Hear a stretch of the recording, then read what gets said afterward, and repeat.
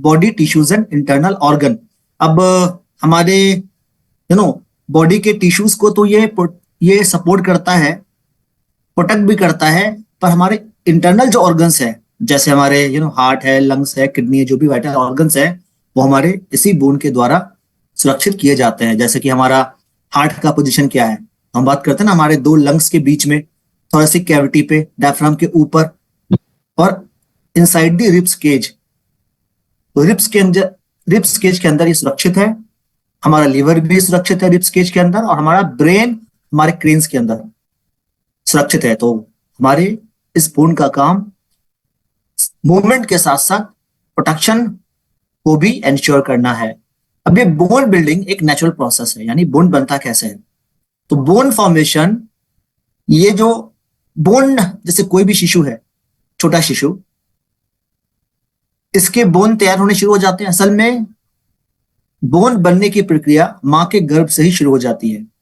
मां के गर्भ से ही एक पूरा स्केलेटल सिस्टम तैयार होता है, और शिशु के बोन स्ट्रक्चर बनने के लिए मां से ही उसे कैल्शियम और दूसरी चीजों की आपूर्ति की जाती है।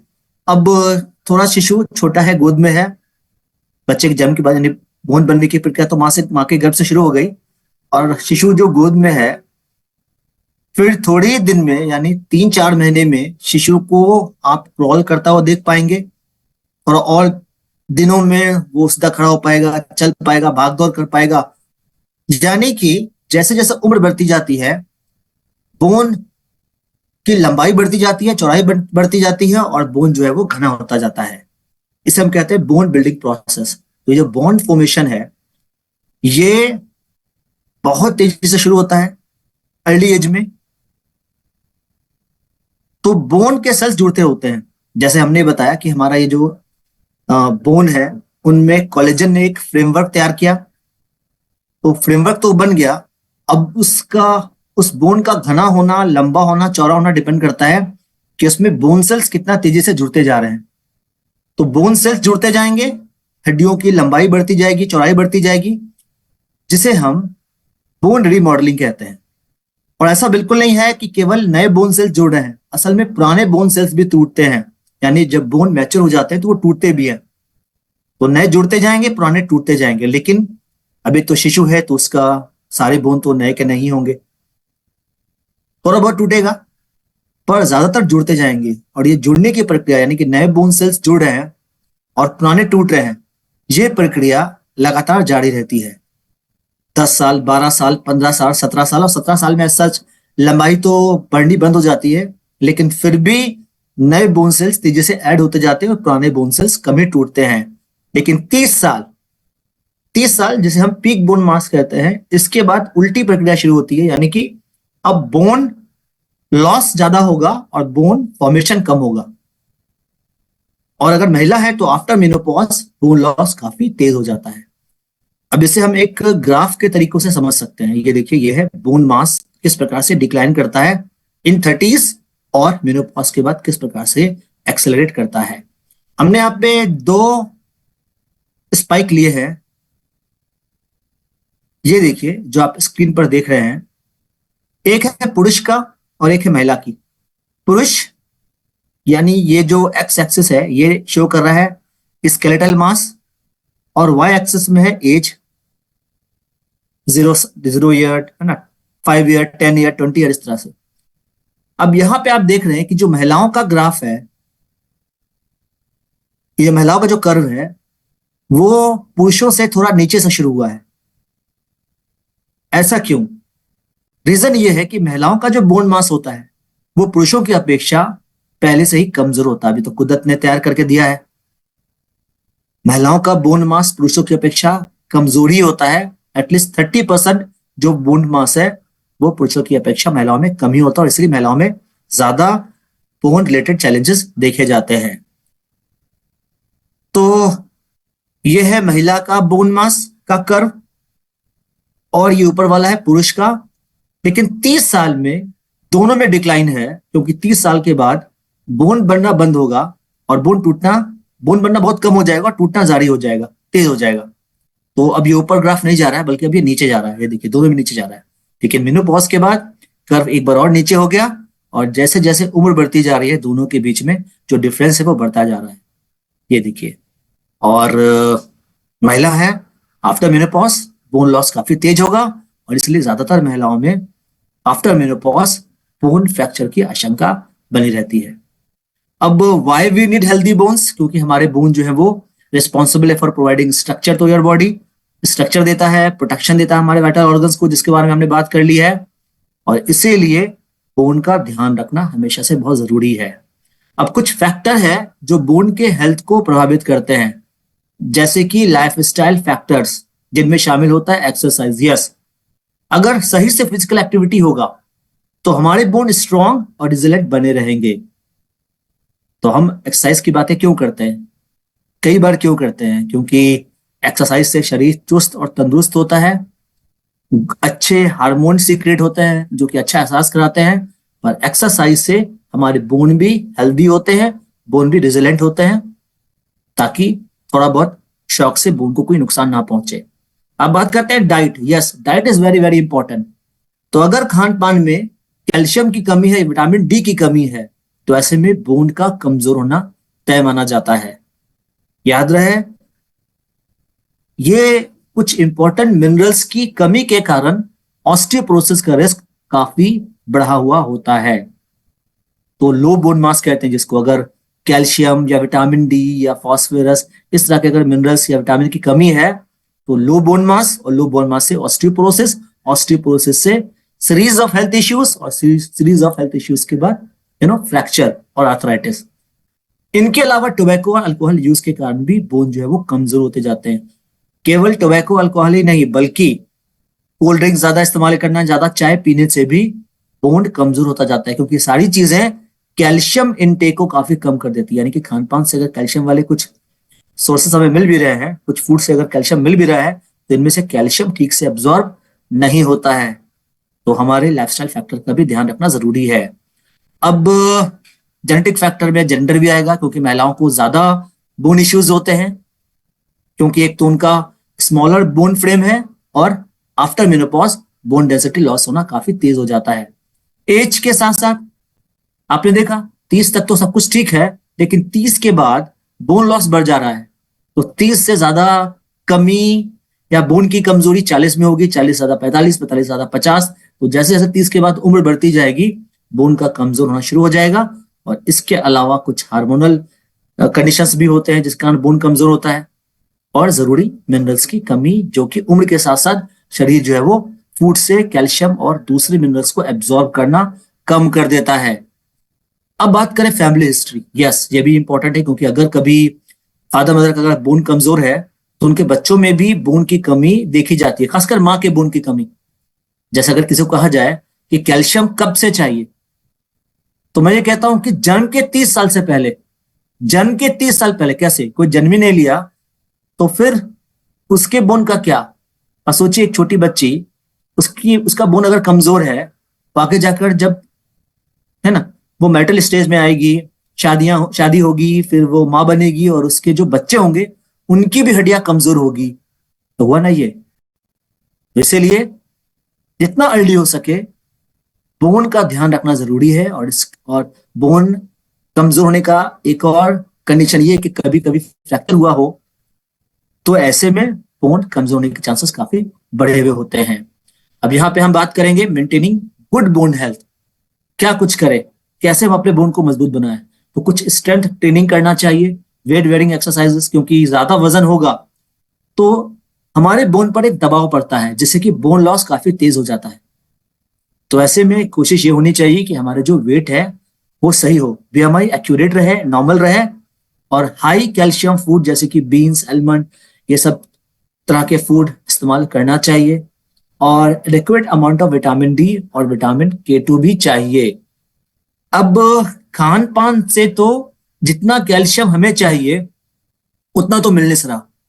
जैसे कि 1200 से 1500 मिलीग्राम अगर कैल्शियम पर डे चाहिए, तो कितना भी दूध पिए, बीन्स, आलमंड, लेकिन असल में रिक्वायर्ड कैल्शियम मिलना पॉसिबल नहीं हो पाता। जिस तरह के फूड हमें मिलते हैं, जिस तरह, मतलब कि फ्रेश तो मिलेंगे नहीं, इनको उगाए जाने पर भी बहुत सारे केमिकल्स जरूर से यूज किए गए होंगे, और दूध की बात करें तो यहाँ भी बहुत सारे कॉन्टेमिनेशन होते हैं। By the way, vitamin D कहाँ से मिलेगा फिर? विटामिन डी तो वैसे भी सनशाइन विटामिन कहलाता है, पर कहाँ लोगों को फुर्सत है कि समय से धूप प्राप्त कर सके, क्योंकि जिस तरह के माहौल में हम रहते हैं, जो अपार्टमेंट कल्चर है जहाँ पे धूप पहुंचना घरों पर मुश्किल हो जाता है और समय भी नहीं है, और विटामिन के तो ऐसे भी बहुत ही कम फूड में पाया जाता है। तो हमें कुछ ऐसा चाहिए जिससे कि स्मार्ट तरीके से कैल्शियम भी मिले, विटामिन डी भी मिले और विटामिन के भी मिले। जी हाँ, तो हमें चाहिए सप्लीमेंट्स। तो डेली न्यूट्रिशन गैप को पूरा करने के लिए हमें सप्लीमेंट चाहिए, कुछ ऐसा सप्लीमेंट जो केवल कैल्शियम दे करके पल्ला ना झाड़े, कैल्शियम के साथ साथ जो दूसरे उपयोगी न्यूट्रिएंट्स हैं वो भी हमें जरूर से प्रोवाइड करें। तो कौन कौन से न्यूट्रिएंट चाहिए और उनका क्या रोल है, एक एक करके देखते हैं। सबसे पहले कैल्शियम। तो कैल्शियम एक एसेंशियल एलिमेंट है, plays a very important role. बहुत सारे बायोलॉजिकल फंक्शन में कैल्शियम का रोल होता है, और कहा जाता है कि calcium is the chief component of our skeleton system. तो स्केलेटल सिस्टम के लिए और बोन मिनरलाइजेशन के लिए कैल्शियम का अहम रोल है। कैल्शियम अगर कम है तो कभी भी मजबूत बोन की अपेक्षा नहीं की जा सकती। दूसरा है, अच्छा यहाँ पे एक और चीज है कि हमारा जो शरीर है वो कैल्शियम तैयार नहीं कर सकता खुद ब खुद। हालांकि कुदरत ने कैल्शियम देकर भेजा है हमें ढेर सारा, इसलिए कैल्शियम ट्रेस मिनरल है हमारे लिए। लेकिन जितना है उसी से जिंदगी भर काम नहीं चलेगा, हमें लगातार फूड से चाहिए होगा, हर दिन फूड से चाहिए होगा। और अगर फूड से कैल्शियम रेगुलरली नहीं मिलेगा तो फिर क्या होगा, हमारी बोन में मौजूद जो कैल्शियम है वो दूसरे कामों के लिए इस्तेमाल कर लिया जाएगा और बोन कमजोर होना शुरू हो जाता है। असल में कैल्शियम का काम केवल बोन को मजबूती देना नहीं है, बल्कि और भी कई सारे काम है, जैसे हार्ट बीट के लिए, जैसे नर्व फंक्शन को कंडक्ट करने के लिए।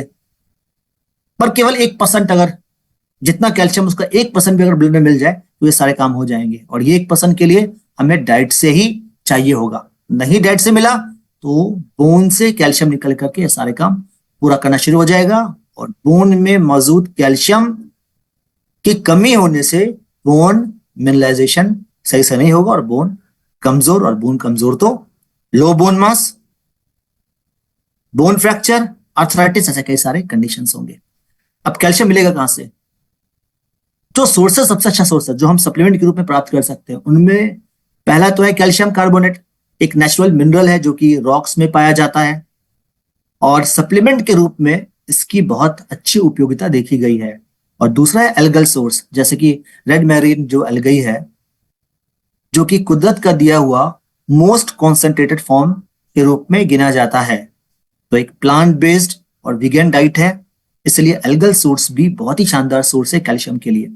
विटामिन डी की बात करें तो विटामिन डी का काम कैल्शियम को एब्जॉर्ब करना होता है। अब देखिए, मैं आपको एक एग्जांपल बताता हूं। मान लेते हैं कि कोई 11-12 साल का लड़का है, ठीक है, वो अगर फूड खाता है जिसमें कि कैल्शियम है, उस फूड में मौजूद कैल्शियम 60% एब्जॉर्ब हो जाएगा। लेकिन वही फूड अगर कोई एडल्ट खाए तो मात्र 20%, ताकि बेकार चला गया। अब ये तो हमारा शरीर तैयार किया हुआ है कुदरत ने, तो जैसे जैसे उम्र बढ़ती जाती है वैसे वैसे कैल्शियम का एब्जॉर्प्शन कम हो जाता है। तो क्या करें, छोड़ दे फिर, या कुछ उपाय है जैसे कि कैल्शियम के एब्जॉर्प्शन को बढ़ाया जाए?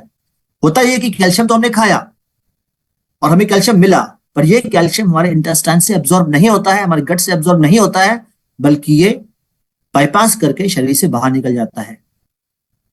अब कोई मिले जो उस कैल्शियम को सीधा हमारे शरीर में एब्जॉर्ब कराए, और ये है विटामिन डी।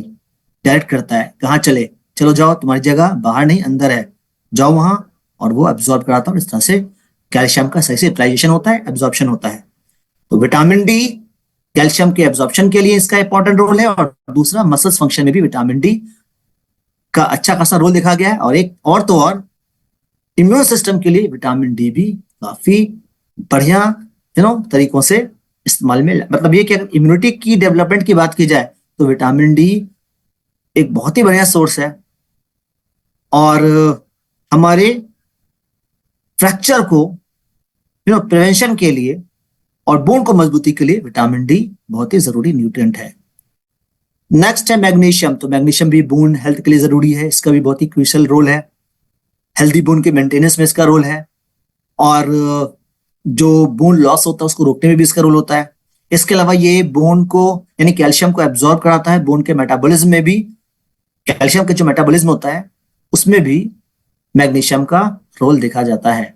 जिंक कोलेजन के प्रोडक्शन में काम में आता है, कोलेजन भी हमारा एक कंपोनेंट है बोन का, हमने इसके बारे में बात की है। और कोलेजन अगर सही से निर्माण हो पाएगा तो इससे बोन के साथ साथ ज्वाइंट को भी सहायता मिलेगी। और जिंक ऑस्टियोब्लास्ट एक्टिविटी को सपोर्ट करता है। ऑस्टियोब्लास्ट कुछ नहीं बल्कि बोन फॉर्मेशन एक्टिविटी। असल में बोन रिमॉडलिंग दो तरह का होता है, ऑस्टियोब्लास्ट, ऑस्टियोक्लास्ट। ब्लास्ट यानी बनना, लेकिन सुनने में लगता है कि ब्लास्ट हो गया, टूट गया, लेकिन यहाँ पे ब्लास्ट का मतलब है बोन का बनना, नए बोन सेल्स का बनना, और ऑस्टियोक्लास्ट पुराने बोन सेल्स का टूटना। तो ऑस्टियोब्लास्ट की एक्टिविटी में जिंक का रोल है, और कैल्शियम डिपोजिशन में यानी कि बोन में कैल्शियम डिपोजिट हो जाए ठीक से, इसके लिए भी जिंक काम में आता है। और मैग्नीज भी बहुत सारे इंपॉर्टेंट रोल में देखा जाता है, जैसे कि बहुत सारे एंजाइमेटिक फंक्शन में इसका रोल है, और ये भी बोन मिनरल डेंसिटी को इंप्रूव करने के लिए मैग्नीज सहायता करता है। इसके साथ साथ विटामिन K2, यस, हमने इससे पहले बहुत ज्यादा K2 की बात नहीं की है। जब भी कैलमेक डी की बात आती थी तो कैल्शियम, मैग्नीशियम, मैग्नीज और विटामिन डी तक ही हम बात करते थे, पर एक और एडिशन है, और यह विटामिन K2 जो कि हेल्दी बोन के बिल्ड करने के साथ साथ मेंटेनेंस में भी उपयोग देखा गया है। और ये नॉर्मल बोन के स्ट्रक्चर में चाहिए होता है, और ये बोन रिमिनलाइजेशन, जो रिमिनलाइजेशन है, बोन बनने की प्रक्रिया है, इसका ये बहुत ही अहम हिस्सेदारी है विटामिन K2 की। अब बोन हेल्थ को हम कैसे ऑप्टिमाइज कर सकते हैं, कैसे बेहतर कर सकते हैं, तो उसके लिए 6 की न्यूट्रिएंट की हमें जरूरत पड़ेगी। कौन कौन से हमने आपको ऑलरेडी बता दिया है, जी हाँ, और ये सारे के सारे 6 न्यूट्रिएंट हमें मिल रहे हैं हमारे new and improved Calmag D plus K2 में। तो calcium, magnesium, vitamin D, zinc, manganese तो पहले से ही था, K2 को ऐड किया गया है। और कैल्सीफाइड सी वीड है जो नेचर का दिया हुआ मोस्ट कॉन्सेंट्रेटेड बॉटेनिकल सोर्स है, एल्गल सोर्स। अच्छा, केवल K2 ऐड किया गया है ऐसा नहीं है, K2 तो ऐड हुआ ही है। इसके साथ साथ अब आप देखेंगे कि कैल्शियम की मात्रा भी नए कैलमेक डी प्लस में बढ़ा दी गई है। पहले जहां पे कैल्शियम 200 मिलीग्राम था, अब ये 333 मिलीग्राम हो गया है, क्योंकि स्कोप था इंप्रूवमेंट का। और नए आरडीए गाइडलाइन के अनुसार कैल्शियम को ज्यादा मात्रा में दिया जा सकता है, तो उसी प्रकार से कैल्शियम की मात्रा को बढ़ाया गया है। कैल्शियम ही क्यों, विटामिन डी को भी बढ़ाया गया है, देख सकते हैं। जिंक को भी बढ़ाया गया है, मैग्नीज को भी, और मैग्नीशियम को भी। मैग्नीज तो 1.17 से 2 मिलीग्राम कर दिया गया है, मैग्नीज भी 66.7 से 79.6 मिलीग्राम कर दिया गया है। अब कैल्शियम बोन को सपोर्ट करने के लिए, विटामिन डी कैल्शियम को एब्जॉर्ब करने के लिए, विटामिन के बोन के स्ट्रक्चर के लिए, और मैग्नीशियम बोन मेंटेनेंस के लिए, जिंक स्ट्रॉन्ग बोन के लिए। और यहां पर बता दूं कि जिंक का एक रोल इम्यून सिस्टम के लिए भी होता है, विटामिन डी की तरह जिंक भी इम्यूनिटी के लिए काफी अच्छा माना जाता है। और इसके बाद कनेक्टिव टिश्यूज के इंफॉर्मेशन मतलब फॉर्मेशन के लिए भी मैग्नीज की जरूरत है, जो आपको कैलमेक डी प्लस में मिलेगा। तो इतनी सारी चीजें कैलमेक डी प्लस में है, जो कि पूरी तरह से तत्पर है बोन को हमारे स्ट्रॉन्ग और हेल्दी बनाए रखने के लिए। एक टैबलेट दिन में 2 बार लेना चाहिए उन सभी को जिनकी उम्र 12 साल से ऊपर है और चाहते हैं कि उनका बोन मजबूत रहे, क्योंकि अगर बोन मजबूत नहीं है तो कभी भी शरीर मजबूत नहीं हो सकता। मजबूत शरीर के लिए, मजबूत कल के लिए और एक बेहतर फ्यूचर के लिए कैलमेक डी प्लस बहुत बड़ी भूमिका में है आज के समय में, और इसलिए हमारा एक एसेंशियल रेंज का प्रोडक्ट भी है। तो न्यूट्रालाइट एसेंशियल सप्लीमेंटेशन की बात करते हैं तो कैलमेक डी भी एक अहम प्रोडक्ट है। जैसे कि 4 प्रोडक्ट हमारे पास है न्यूट्रालाइट एसेंशियल सप्लीमेंटेशन में, जिसमें कि all plant protein, Nutrilite daily plus, salmon omega 3, और उसके बाद कैलमेक डी प्लस आता है। और कैलमेक डी प्लस और भी पहले ज्यादा इंप्रूव हो गया है, ज्यादा पावर्ड है इसमें न्यूट्रिएंट्स का, और प्लस K2 जो इसको और इफेक्टिव बनाता है। तो ये कैलमेक डी प्लस। और खत्म करने से पहले, जैसा कि आशीष सर ने भी बताया, मॉर्निंग न्यूट्रिशन जो कि अभी मेन फोकस है और बहुत ही शानदार तरीके से बिजनेस को नया आयाम देने के लिए। और अब हम बेहतर तरीके से अपने आप को हेल्थ और वेलबींग की तरह इंट्रोड्यूस करते हैं।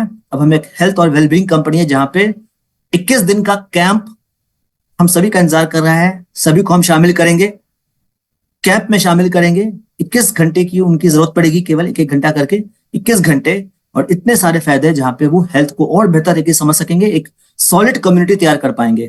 तो कहते हैं ना कि पहले खुद का ध्यान रखें, ठीक है, और फिर लोगों को प्रेरित करें कि वो हेल्दी कैसे रहें। तो हम पहले अपना हेल्थ को बेहतर करेंगे, सही करेंगे, हम सब लोग शामिल होंगे, और फिर हम एक कम्युनिटी बनाएंगे जहां पे बाकी लोगों को भी हम इसका बेनिफिट बताएंगे। बहुत सारे इस कैंप में आपको जानकारी तो मिलेगी, बहुत सारे टूल्स भी मिलेंगे, बहुत सारे ऐसे वीडियोस और ये लीफलेट वगैरह जिसकी मदद से आप इसे अपने टीम में कास्केड कर सकते हैं, अपने कस्टमर के साथ एक कम्युनिटी बिल्ड कर सकते हैं, बेहतर कम्युनिटी जिसमें यहाँ पे हेल्थ के लिए बहुत अच्छे तरीके से सबको साथ लेकर आगे बढ़ सकता है। तो न केवल एक हेल्दी समाज क्रिएट करने के लिए, बल्कि एक शानदार बिजनेस के लिए भी मॉर्निंग न्यूट्रिशन जरूरी है। तो अगर आपने अभी तक रजिस्टर नहीं किया है तो जरूर से रजिस्टर कर लीजिए। और रजिस्टर करने के लिए यहाँ पे लिंक दिया हुआ जिसको आप टाइप कर सकते हैं, या फिर ये क्यूआर कोड है, इस क्यूआर कोड को स्कैन कर सकते हैं। आप चाहें तो स्क्रीनशॉट ले लीजिए, ताकि बाद में किसी दूसरे मोबाइल से स्कैन करके या कोई और अगर तरीका जो कि पॉसिबल है, लिंक को टाइप करके या फिर क्यूआर कोड को स्कैन करके रजिस्टर कर सकते हैं सभी के लिए। और जो भी रजिस्टर करेंगे सभी लोग मॉर्निंग न्यूट्रिशन में जरूर से शामिल होंगे। तो हमने यहाँ पे क्यूआर कोड को थोड़ा विस्तृत करके दिखा दिया है। होपफुली आप सभी ने इसका स्क्रीनशॉट ले लिया होगा और जरूर से रजिस्टर के लिए तैयार होंगे। So this all from my side, thank you very much. Now back to host, thank you. तो जोरदार क्लैपिंग में चाहिए नितिन जी के लिए, इतने बढ़िया ट्रेनिंग सेशन के लिए। और एक अनाउंसमेंट है फ्रेंड्स, हम लोग अगले वेडनेसडे 23 अप्रैल को इसी समय में एक नए स्पीकर के साथ, एक नए प्रोडक्ट अवेयरनेस के साथ हम लोग मिलेंगे। और इसी के साथ आज की इस ओपन मीटिंग को हम लोग कंक्लूड करते हैं friends. Thank you all for joining this meeting.